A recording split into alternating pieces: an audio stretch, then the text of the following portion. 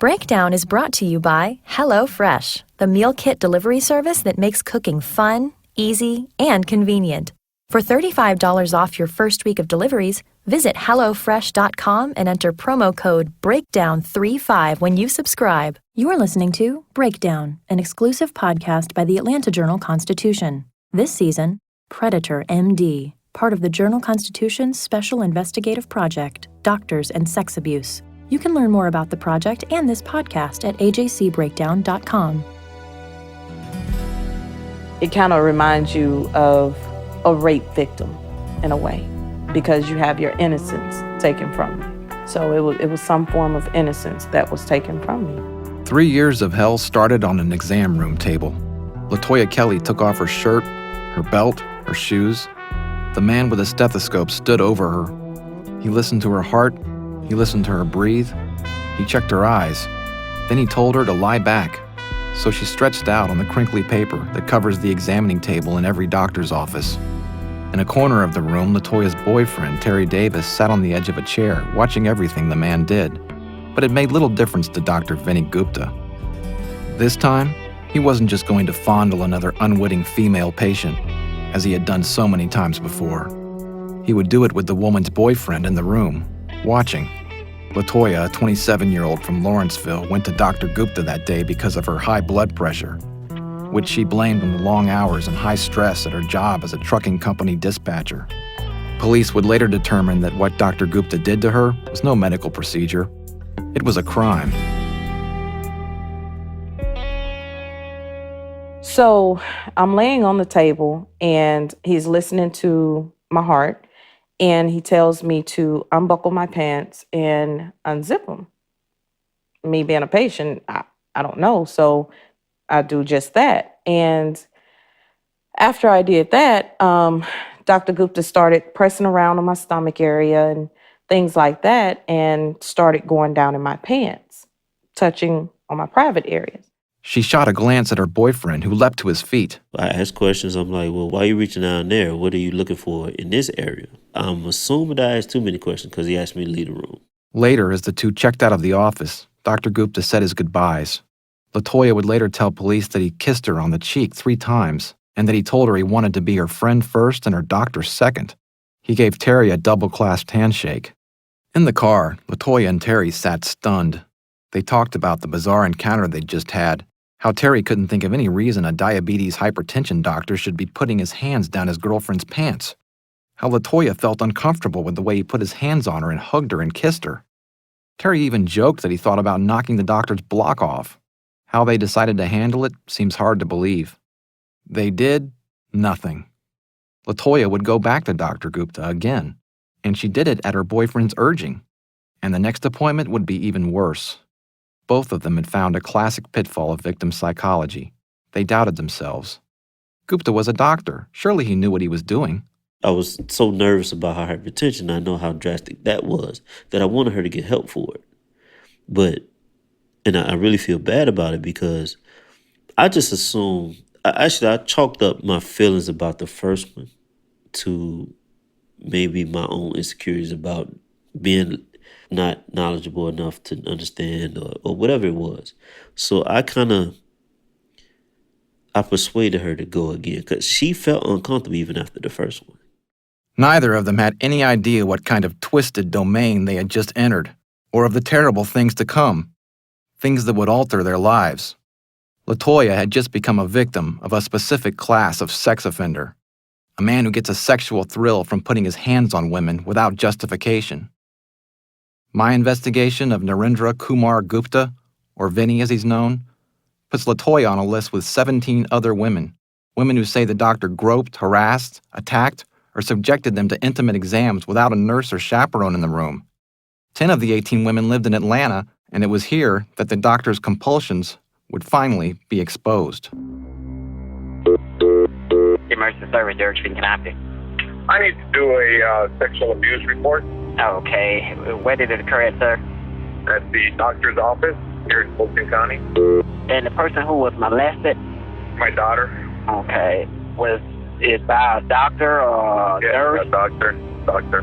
There are new developments tonight in the case of a local doctor. He's accused of sexual battery. Tonight, he's out of jail. And more women are coming forward. They say they are victims too. He told me to remove my bra, and then he was touching my breast, and then he went to your shoulders? Yes. Okay, and then he went back to your breast? Yes. I could not get justice in America. And justice in America, once you're labeled as somebody who's abused women, everybody abandons you. I was really embarrassed of what happened. I didn't think anybody would believe me. Just because he was a very prominent doctor and I was basically nobody. I think we all know that there are people who are above the law. And I'm wondering, is it doctors are above the law too? More important question is, what do you want to take place about this? Are you wanting to pursue criminal charges against him, or Everything possible.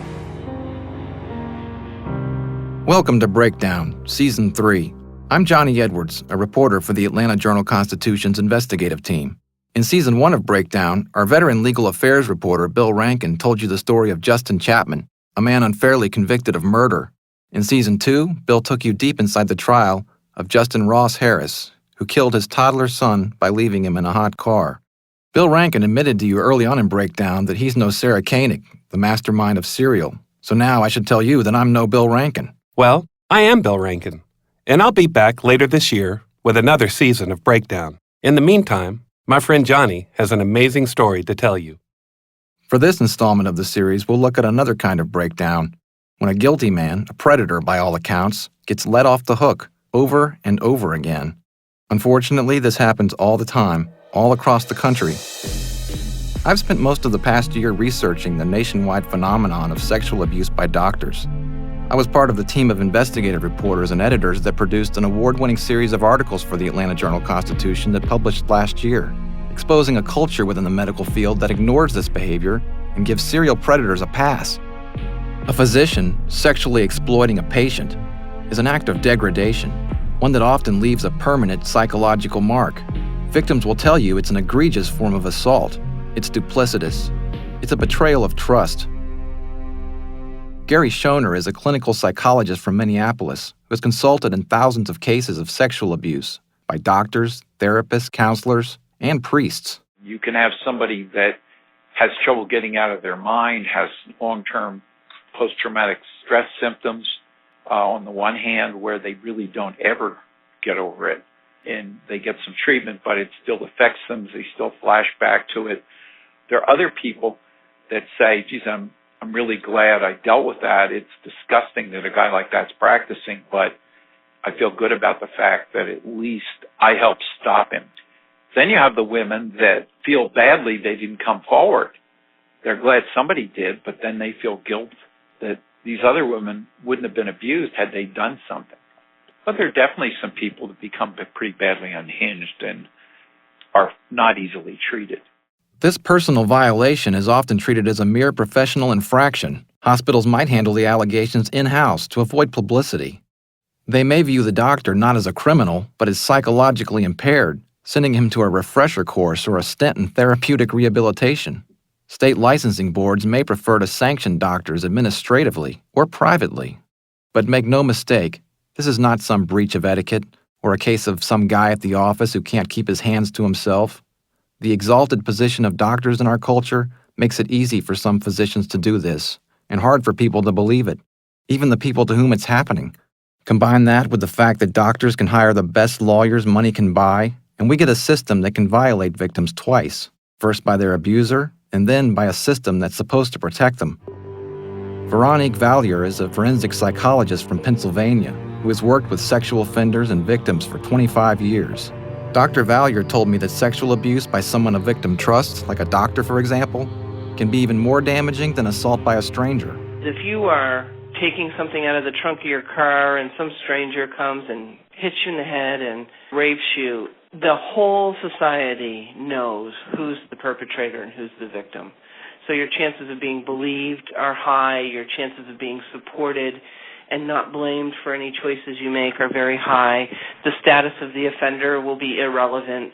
When you have something that happens more insidiously or covertly, the victim's ability to disclose goes down because they're afraid All this self-doubt creeps in, like, am I being oversensitive? Did I really experience this? Was it a mistake? I've been looking at the Gupta case for 5 months. It's one of the most outrageous doctor sex abuse cases to arise here in Atlanta. However, it never received much attention in the local news media. Most of Gupta's victims didn't even know how the case had turned out or what became of the man who violated them. Here's a mea culpa. This news organization and others in the metro Atlanta area covered Gupta's 2 arrests as breaking news, but I can't find a report by us or anybody on the conclusion of the case or what investigators uncovered. Best I can figure, the crimes just weren't considered egregious enough to still be on anybody's radar years later. Now it's time to rectify that, as much as we still can. One of the Atlanta victims, Crystal Douglas, said she sure wishes she'd known about it when Gupta went to court. Had I known that there were others and had they contacted me to testify, I would have been there and I would have said what he did. I would have said something. My investigation found that before his Atlanta crimes came to light, Gupta sexually violated women on a serial basis, with little regard for the people he hurt or the emotional wreckage he caused. He abused the daughters of his friends and neighbors. He abused a college student.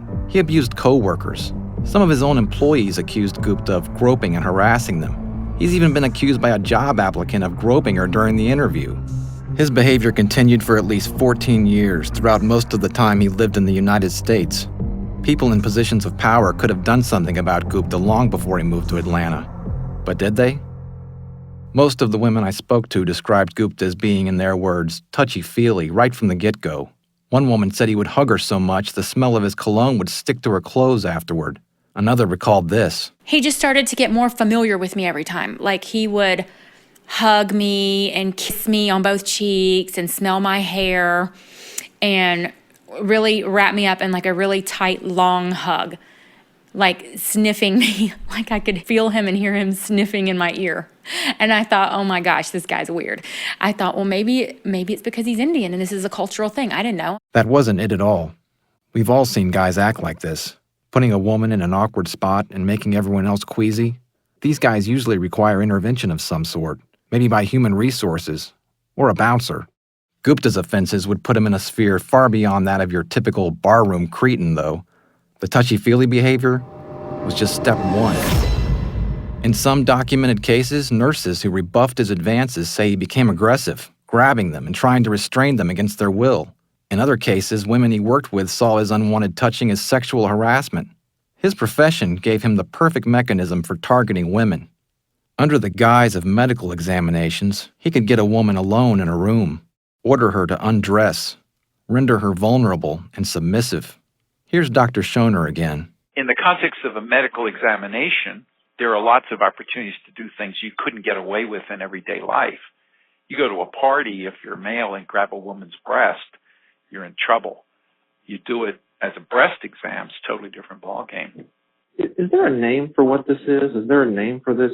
Well, I call it predator myself. I mean, I think the issue is it's a sexual impulse control disorder, but there are tons of types, tons of reasons, and only some of it is understood. Some states require that male doctors have chaperones in the room during intimate exams of women. Most states don't require it. In Georgia, it's a rule set by the state's composite medical board. Gupta not only ignored the rule, he'd sometimes go out of his way to shut his nurses out, according to accounts in his police file.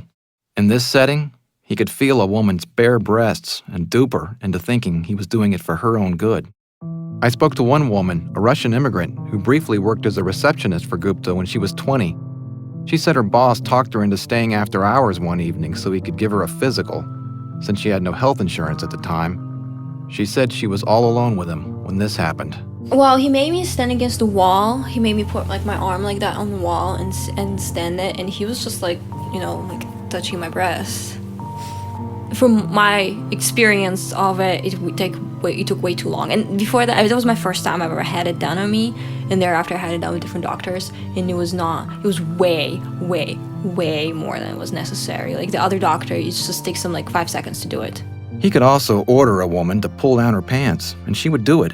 Several victims told me he touched them without wearing latex gloves. This often indicates that a doctor is not examining a woman, but exploiting her, a dead giveaway for sex abuse, according to Dr. Schoner. LaToya said Dr. Gupta wasn't wearing gloves when he reached into her underwear.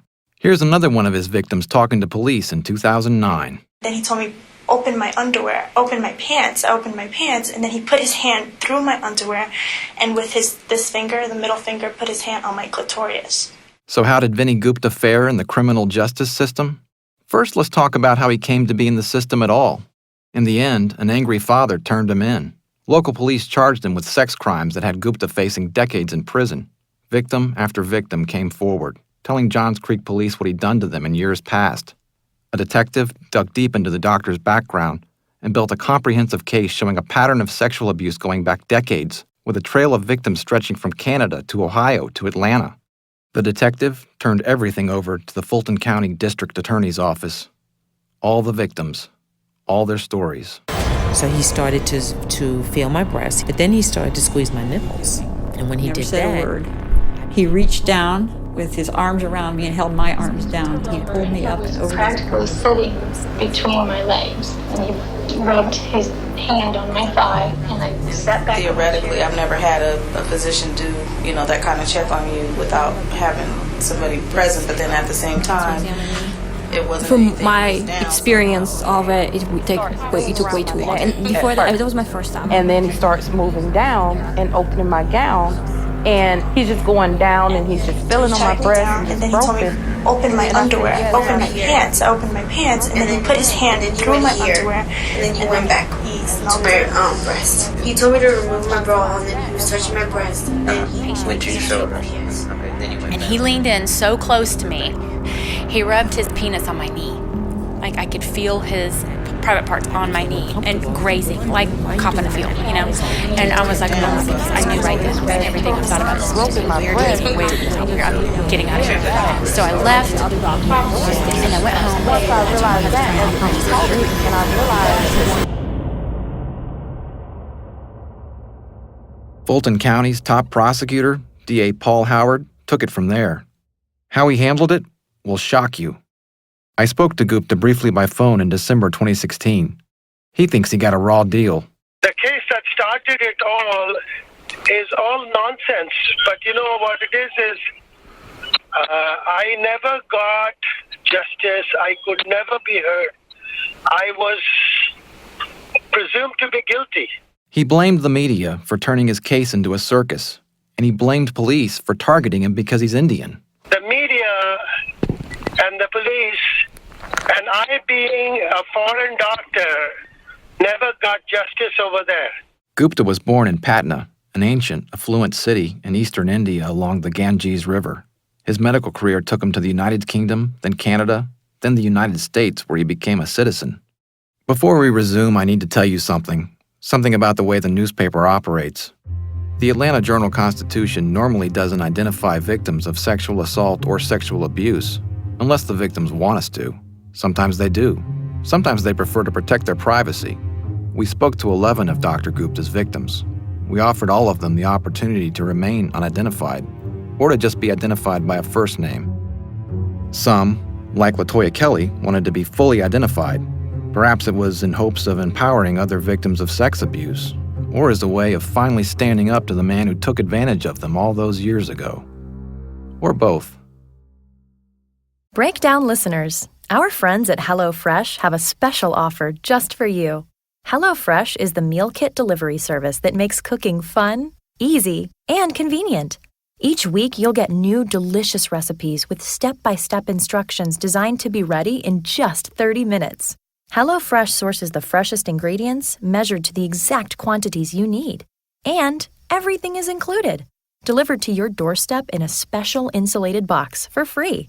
For anyone who simply wants to start cooking more, HelloFresh makes it easier, tastier, and healthier than ever to enjoy the experience of cooking new recipes and eating together at home.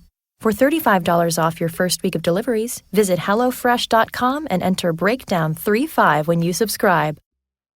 It was toward the end of Gupta's time in the U.S. that LaToya, or Coco as her friends and family call her, first encountered the doctor. She found him on the internet.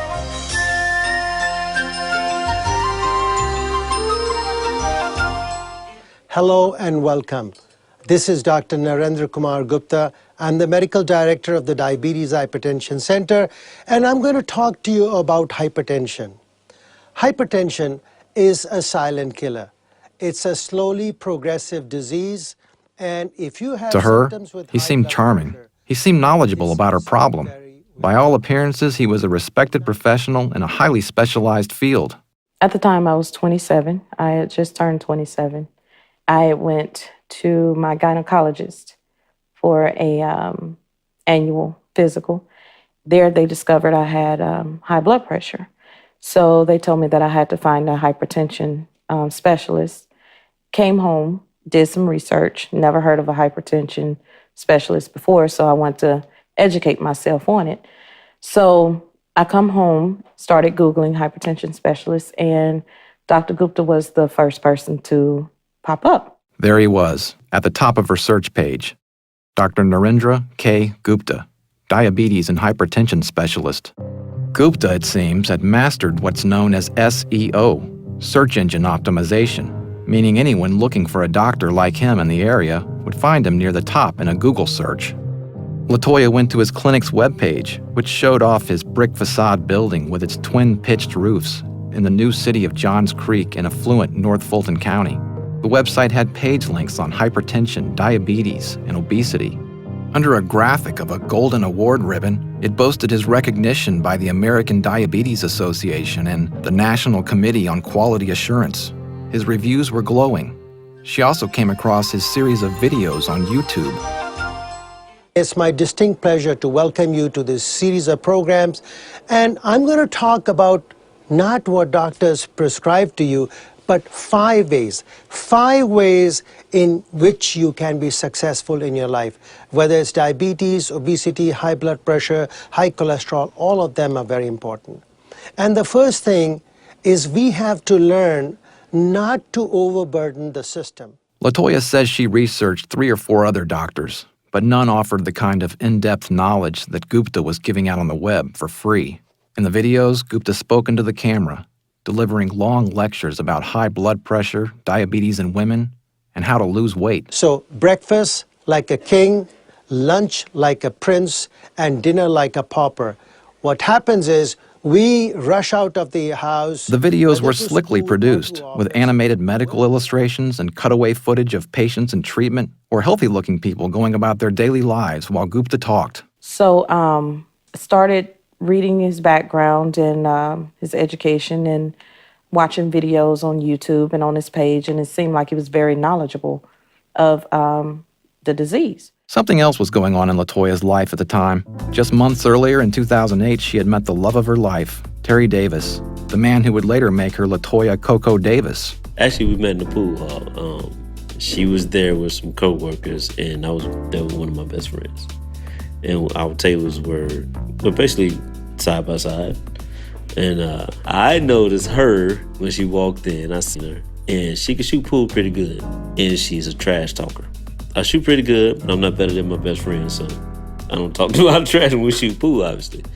But when I was shooting, I would turn around and notice somebody was looking at my tush. I fell in love with her very quickly, so. They fell in love so fast and so hard that when Terry found out about the hypertension diagnosis, he already knew LaToya well enough to know that she couldn't be trusted to follow through with a doctor's instructions. Sure, she'd find herself a specialist, but would she make the lifestyle changes the doctor suggested? Would she fill the prescriptions he gave her? Keep her appointments? Terry had his doubts, and that's how he came to be in the exam room with her that day. At first, nothing seemed out of the ordinary about Dr. Gupta's office, his staff, or him. They took my blood pressure, saw that it was high, and immediately wanted to do an echocardiogram because it can affect the heart. So there I agreed to do an echocardiogram. There, a young lady came in and was hooking me up to a machine. And while she was doing that, Dr. Gupta came in the room, introduced himself to both me and my fiance, and started basically giving me a little background knowledge of how hypertension can affect the heart and the causes and the effects of it. Gupta seemed every bit the professional that he appeared to be on YouTube. She recalled that when he first met her, all he did was shake her hand. Terry said he also thought Gupta seemed like a nice guy at first, but as he peppered the doctor with questions, a lot of questions, Gupta seemed to grow weary of the interrogation. His approach appeared to normal people that without medical degrees as natural. But when you start asking questions and digging into what he's actually doing and what he's doing it for, that's when he showed uncomfort to me, which elevated my uncomfort. When he reached in her pants, that's when I got up out my seat. Part of him wanted to pull Gupta off his girlfriend, maybe slug him in the jaw. Of course, Terry did no such thing. I put it like this. In all honesty, the reason I didn't do anything to him is because I thought maybe I was overreacting because of my lack of knowledge. At that time, if I knew what I was feeling was right, honestly, I would have punched him. This time, Gupta wasn't explaining anything to Terry. He told him that if he couldn't be quiet, he needed to get out. Terry left the room. Gupta stopped the exam and started writing something in LaToya's chart. Then Terry inadvertently brought the appointment to an end. Terry burst back into the room without knocking, saying he'd forgotten his cell phone. Well, it seemed like that kind of upset Dr. Gupta and whatnot, and he walked out, and the nurse came back in once the test was done, and she proceeded to take the stickers and things off of me, and that pretty much concluded that visit there. Gupta would be cordial again in the hallway as they made their departure. A little too cordial, in fact. The hugging, the kissing, the affectionate comments. Still trusting in Gupta's medical expertise, LaToya and Terry didn't realize yet what had just happened in that room. They would put it all together later, and so would police. It's frustrating for LaToya to think about it now. She grew up in the tiny town of Goodwater, Alabama, population 1,500, before making the move to the big city as a young adult. By the time she was 27, she considered herself worldly, streetwise, tech-savvy, but she let Gupta dupe her. So when I was doing the research on him, nothing else popped up on him. Nothing but the YouTube videos, nothing but his website, and you go and you hear him, you're hearing him speak. He's got a 5-star rating, and I'm like, oh man, this is perfect. You see actual reviews, which you don't see any negative reviews. So that's what most people in my case would look at the reviews. Okay, see the bad, see the good. Then you make your decision. But you don't think to just say, hey, Narendra K. Gupta, Google, sex cases or lawsuits. You don't think nothing like that to do that. So later that year, she did run a search like that. It was after the scope of Gupta's abuse had come to light, and LaToya had been swept into the world of police, lawyers, judges, grand juries, and the state medical board. She sat back down at her computer one night and ran Narendra K. Gupta through Google again, using the different search terms. This time, something else popped up, something she'd missed before. I knew it was 8 other women at that time. That's what prompted me to do more research on my own. And I came home and Googled him and found the same thing in Ohio. Found that it was a lady that came forward in Ohio. I only found like one case then. What she found was a Court of Appeals decision from the year 2000. It was from a civil lawsuit filed by a nurse who worked with Gupta in Ohio. The name of the case was Marjorie Jacobs versus Narendra K. Gupta, MD. The court record, which was an opinion rejecting Gupta's appeal in the case, had been posted on the Ohio judicial system's website. It said Jacobs had won a $100,000 jury verdict against Gupta. It contained words like sexual assault, sexual misconduct, and intentional infliction of emotional distress. The lawsuit accused Gupta of attacking Nurse Jacobs in the coronary care unit of a hospital in the city of Lima, Ohio, way back in 1994. It described sexual harassment on the job leading up to that, hugging her tight, trying to kiss her on the lips. Here's the plaintiff, Marjorie Jacobs, describing what happened when I interviewed her for this podcast. Well, he, like I said, he'd put his arm around me, it'd get too low, he'd bring it down my back, run it over my butt, and all this stuff. He would try to kiss me when he would be in the supply closet, Her lawsuit accused Gupta of rubbing her inner thighs and her breasts. Marjorie recalled some of that happening under the desk at the nurses' station, where the nurses sat with doctors to go over patient charts. And he'd be under the table, and he'd have his hand up, running it up and down my thigh under that table. And I'd push it away. I said, stop touching me. Okay. 2 seconds later, he'd have his hand right back on my thigh again, and I'd push it off again. According to the account described in the Court of Appeals opinion, this harassment culminated with Gupta grabbing the nurse from behind in a patient's room, dragging her into a corner, trying to kiss her, and forcibly groping her. I mean, I really thought he was going to, if he had the opportunity, I think he would have raped me. I really do believe, and it didn't matter if there was a comatose patient laying in that bed. Nurse Jacobs wasn't alone. The court opinion said another nurse at a different hospital in Lima also accused Gupta of grabbing her, first rubbing her thigh while she sat at the nurse's station, and then trying to pull her into his office. That other nurse didn't want to participate in this podcast, so I'm not naming her. Here she is in Allen County Court when she testified at Marjorie Jacobs' civil trial. This is from an 18-year-old multi-track cassette tape dug out of storage in the Lima courthouse, so bear with me. He just kept saying, I want to talk to you when you come into my office. And I kept saying no. And he grabbed my left arm, and he had a hold of my arm really tight. And I can remember, telling him, you need to stop. I'm not going to go in there. And at one point, he had a hold of my hair, and he pulled my hair, and he pulled on my shirt. The jury found that Dr. Gupta's conduct towards Jacobs was extreme and outrageous, intolerable and unacceptable. LaToya read about all this and wondered, if these things had happened in the 1990s, how was Gupta still a practicing doctor in 2009? Why didn't he lose his license? Wouldn't Georgia's medical board have communicated with Ohio's before granting him a license here? She wondered why Dr. Gupta didn't go to jail for attacking nurses, which would have been something LaToya would have found on the internet alongside Gupta's self-promoting YouTube videos like this one. Tell us, how did you find us and what made you come when you came to this office?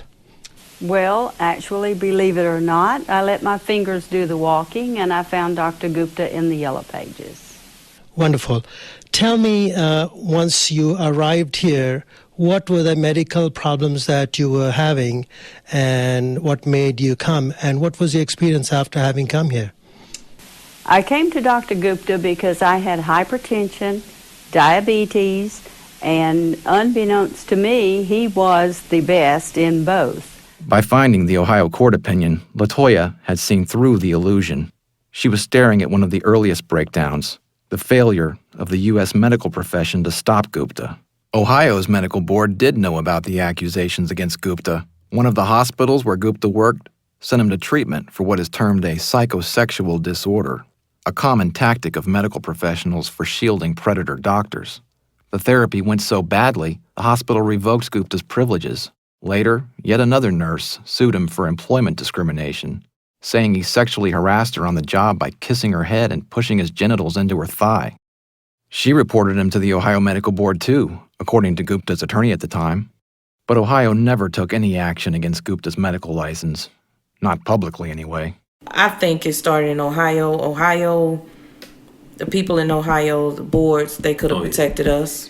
Yeah, that board absolutely failed. Yeah. I mean, there's no other way to say that. They absolutely failed. Because Georgia not following up properly, we don't know. Somebody between Ohio and the state of Georgia failed us. Still to come on Breakdown. As the victim count rises in Atlanta, the doctor's abuse of LaToya Kelly escalates.